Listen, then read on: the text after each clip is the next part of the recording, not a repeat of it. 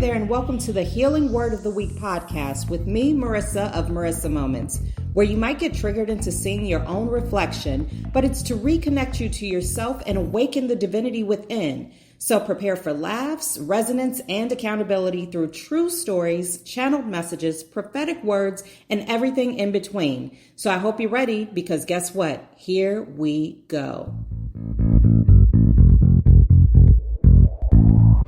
Okay, so the word of the week is judgment. I would spell it out for you, but it's too long. Anyway, and you might hear my family yelling in the background. Don't worry, they're fine. They're just living their best summertime lives by playing games, right?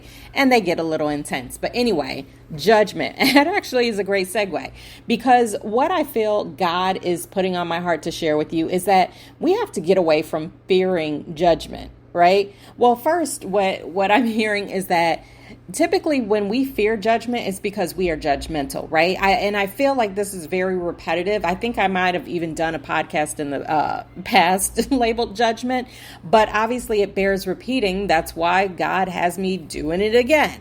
And I'm very obedient when it comes down to God and all the assignments that he puts on my heart. But anyway, judgment. What I feel is that so many of us are getting in our own way because we are so afraid of that whole cringe factor, right? Now, true story, I actually went out on my balcony today, humble brag, and I love to listen to a hula-based station, right? An Aloha Hawaiian-based station on my streaming platform, right? And as I'm listening to it, I'm just kind of vibing and stuff like that. And I'm sitting down and everything in me said, dance. You want to dance? Just dance. But I was so hesitant, right? Because I was fearful. I'm like, well, what if somebody's looking out the window? What if somebody's recording? Because Lord knows in today's modern society, right? God forbid you choose to do something that kind of invigorates you, that causes no harm to anyone else, then everyone's going to whip out their cell phones and they're going to record it because they want to get that next viral thing, that next big break, big video, all the things, right? Now, back to the story though. So I had the inclination to dance. And so it took me probably about a good 3 minutes, which doesn't sound like a lot of time. But when you're just sitting there and you have this call upon your heart, 3 minutes might as well be 3 months, 3 hours, 3 years, whatever it is. Time moves very differently when you are in great disobedience with yourself and with God. Now let's run that back, right? Time runs very differently when we are in great disobedience with not only ourselves, but what God has put on our hearts, right? It's going to seem like 5 minutes turns into 5 hours because you know somewhere deep down inside of you, God is saying, my child, just do it. Do this. I have put it on your heart for a reason. Right. And now it's so crazy. Well, not crazy, but it's so interesting that I should still hesitate at this stage of the game. Right. But again, judgment. There's no judgment there. Right. It just goes to show that regardless of how long you've been on your healing journey, there's still more room for improvement, though. There's still more room for healing. So spoiler alert, I did get up and dance and it felt great. Right. I didn't mind if anybody was watching me. I honestly didn't even think about it in the moment. I just wanted to have fun. I wanted to flow with the music. And that's exactly what I did. Now, what was the outcome of that? Nothing. Well, I can't say nothing, but it was me feeling rejuvenated, right? Me dancing in the sun for God. And it felt great. And how often has something been put on your heart, maybe a business idea, maybe just an idea in and of itself, maybe a new recipe, right? Maybe a new outfit that you want to put together, maybe to say hello to a random stranger, right? We never know why God puts these things on our hearts, but if we're so fearful of judgment, we'll never be able to walk into our promise. Do you know how many times with me doing the Give and Receive Incorporated free community boutique that I've wanted to stop myself? I've wanted to get in my own way so many times, and in certain respects and at certain times, I actually have, believe it or not. But if I were never to have gotten into agreement and obedience with what God put on my heart in the first place, then this boutique would not have taken off. It would not even exist, right? Because I don't know about you, but I don't know of another one that exists that is the same format, right? And that's not to toot my own horn. That's not to build my own ego, but it is to highlight what God does for us, right?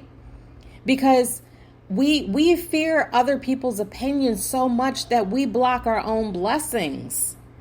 Yeah, sure. Get up, make the proverbial fool of yourself. Have that cringeworthy moment, because you know why?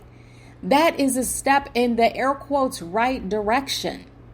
Especially when you use your healed discernment to identify that it's God that is giving you the directive, right?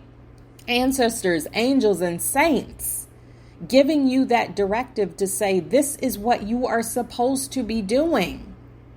When your heart bursts with joy at the notion of something and it causes no intentional harm to self or another, then that is God leading you down the path of your own purpose. Listen, we so often cry out to God at night in silence and through our tears, through our just disdainment with our current existence, right? Through our dissatisfaction with our current way of existence, through our exhaustion, right? Through no longer wanting to pull a 9 to 5, no longer wanting to be in an unhealthy environment, right? We so often cry out and beg and plead for guidance, but when that guidance comes, what do? Do we actually move into a space of obedience and follow through? Or do we allow the fear of people's judgments to prevent us from walking down the path that we prayed for? Listen, I always say, don't ask the question if you're not ready for the answer, right? Because you never know what you're going to get. You could say hello to someone. How are you? Right? That's a question. And you don't know what they're going to say on the other end. So do we just blindly say it because, oh, that's the thing to do, that's the thing to say, and we're reading from the societal script that's been passed down to us? Or do we actually say it from a genuine place and with the acceptance of what's to come?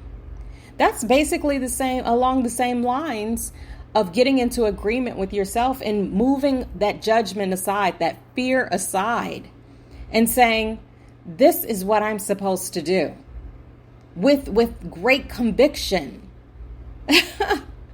I think it was in Interview with the Vampire. You lack the courage of your convictions, right? Follow through. We so often have time to talk about other people, crack jokes and all those things. But 9 times out of 10, the people that are cracking jokes on someone else for making an attempt have not tried anything new in ages. So instead, they want to call and cull the attention of the room by highlighting someone else's attempts in a negative way. Have you ever heard of someone making fun of another person for having an accent that may or may not be understandable in a different native tongue, right? Well, let's take a step back and understand that if someone has an accent that's foreign to yours, it's because they know multiple languages. Right? We've been trained and programmed in such a toxic way that it makes us fear growth, right? It makes us fear education. It makes us fear trying new things. And I ask you, what's better? To maybe be made fun of or to follow God's promise? That's a question only you can answer. As for me, I am consciously stepping out of my own way, moving aside from the judgment that I fear, and at the same time working on my own personal judgments of others. Because again, the things that we fear the most are oftentimes the things that we do ourselves, right? And that's why we know they exist. Listen, I'm not a hyper judgmental person. That's why I do a lot of things. That's why my kids are always like, Mommy, you never get embarrassed. I mean, I do every blue moon, right? But not often. I always say the only time I'm insecure is when somebody reminds me that I should be insecure. Otherwise, I've trained myself and God has trained me to go forward, full steam ahead. People look at me all the time and say, how the heck do you do it? And I say, God, it's nothing but God. So stop fearing the judgments of others and get into alignment, because that's where your vortex resides. That's where your promise resides. That's where your truth is. That's where your happiness and fulfillment is. It's not in navigating or following a script that is laid out by common men who are not even satisfied with their own personal existence, right?